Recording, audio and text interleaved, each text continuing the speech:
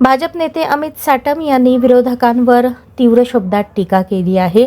मामूंच्या नादी लागल्यामुळे महाराष्ट्रात दारुण अवस्था निर्माण झाली आहे असं म्हणत त्यांनी थेट हल्लाबोल केला।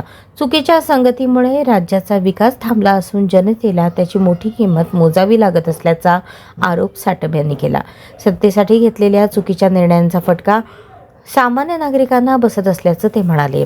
आगामी निवडणुकांच्या पार्श्वभूमीवर हे वक्तव्य महत्त्वाचं मानलं जात असून राज्याच्या राजकारणात आरोप प्रत्यारोप अधिक तीव्र होण्याची चिन्हे आहेत। कुणालाही युती करण्याचा पूर्ण अधिकार आहे।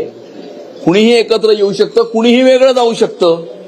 मामूंची टोळी एकत्र आली त्याने मुंबईच्या महानगरपालिकेच्या निवडणुकीवर काही परिणाम होणार नाही। हे मामूंच्या नादी लागल्यामुळे यांची महाराष्ट्रामध्ये जी दारुण अवस्था झालेली आहे त्याच्यामुळे आता उरले सुरलेले सुद्धा त्यांचा पक्ष सोडून भारतीय जनता पक्षामध्ये हिंदुत्वासाठी प्रवेश करताना आपल्याला दिसत आहेत।